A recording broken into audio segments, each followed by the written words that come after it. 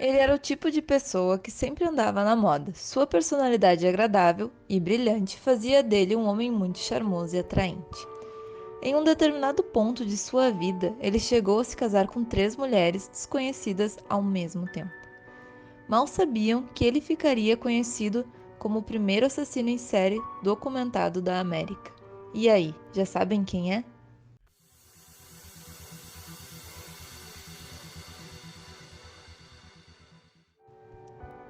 Nascido em 1861 na cidade de New Hampshire, nos Estados Unidos, Herman Mudgett era conhecido como um dos melhores alunos da sala e, por conta disso, era um dos alvos preferidos dos chamados valentões, que descobriram que ele tinha medo do médico da cidade.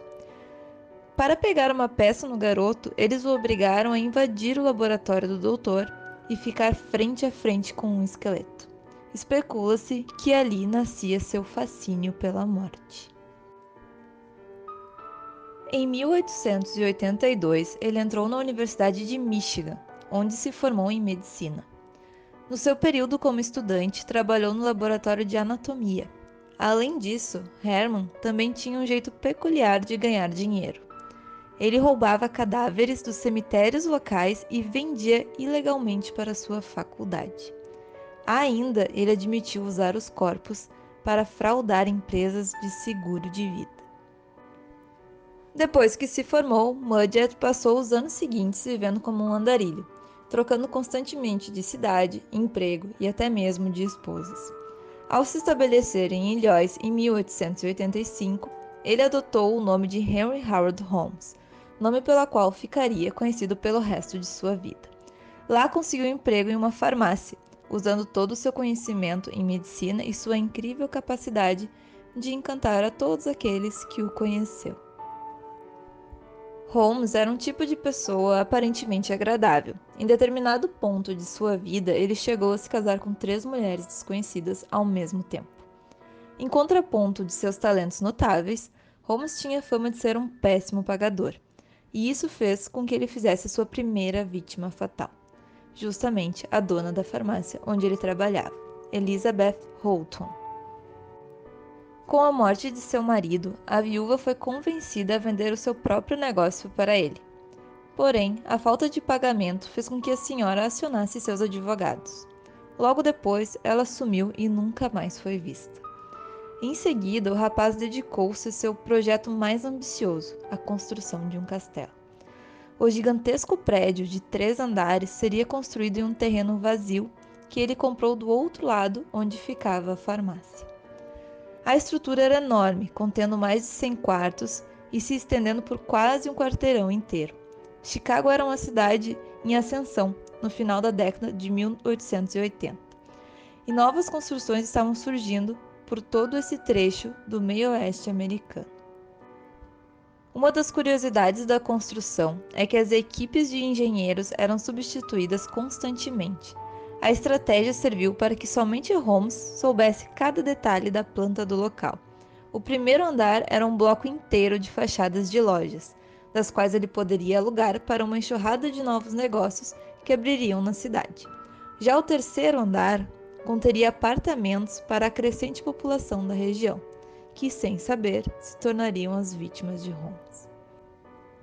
Alguns dos quartos tinham paredes com divisórias falsas, já outros possuíam 5 portas, sendo que algumas davam de cara com uma parede de tijolos.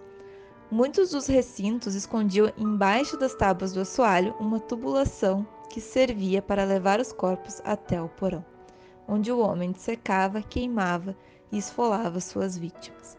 Embora a mansão não tivesse uma aparência convidativa, as vítimas entravam lá por vontade própria. Muitas vezes elas eram funcionárias. Durante seus 2 curtos anos no castelo, Holmes contratou mais de 150 mulheres para trabalhar como estenógrafos. Elas eram seus alvos mais fáceis. Apesar de ser acostumado a aplicar golpes, foi justamente em uma dessas fraudes que ele acabou preso. Na ocasião, ele tentava vender um cavalo do qual ele não era o dono. No período de cárcere, ele conheceu o detento Marion Redpath. Em uma de suas conversas, ele lhe confidenciou um de seus planos. forjaria a própria morte e ficaria com o dinheiro do seguro. O detento lhe ajudou a encontrar um advogado que o ajudaria no golpe, mas como não foi recompensado pela valiosa dica, dedurou o plano para os policiais. Isso fez com que Holmes tivesse que alterar alguns dos pontos do seu projeto. No lugar de Holmes, quem iria morrer seria Benjamin Pitezel, um empreiteiro e um de seus principais comparsas. No entanto, ele aproveitou a ocasião e matou seu parceiro, além de 3 dos 5 filhos dele. Após a onda de assassinatos, ele fugiu com o dinheiro.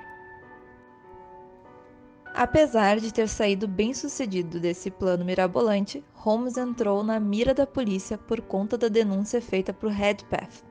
As diversas investigações dos oficiais levaram ao paradeiro dele, e assim, finalmente ele confessou os 27 assassinatos que cometeu, inclusive a de Benjamin, que foi fundamental para sua sentença. Apesar de ter confessado somente 27 crimes para os policiais, acredita-se que esse número possa ser muito maior, já que Holmes teria dito que fez por volta de 200 vítimas antes de ser enforcado em 7 de maio de 1896. Ainda, antes de morrer, ele teria sugerido que estava se transformando no diabo. E esse estigma ganhou mais força após o seu corpo cair ao solo. Seu pescoço não entalou, como deveria, e ele ficou se contorcendo por 20 minutos antes de ser finalmente declarado morto. Além do mais, algumas pessoas envolvidas no caso tiveram um final trágico. O homem que inicialmente indicou a polícia para os negócios ilegais de Holmes foi misteriosamente baleado por um policial de Chicago. O diretor da prisão onde ele foi mantido preso tirou a própria vida sem nenhum motivo aparente. O escritório do promotor público pegou fogo e o único item que sobreviveu intacto do incêndio foi uma foto de Holmes. Até o ex-zelador do castelo, que depois de Holmes era quem mais sabia sobre o prédio, tirou a própria vida em 1914, sem deixar qualquer mensagem ou vestígios de sua intenção. Se gostou desse conteúdo, já se inscreve no canal e ativa o sininho para mais histórias como essa. Até a próxima!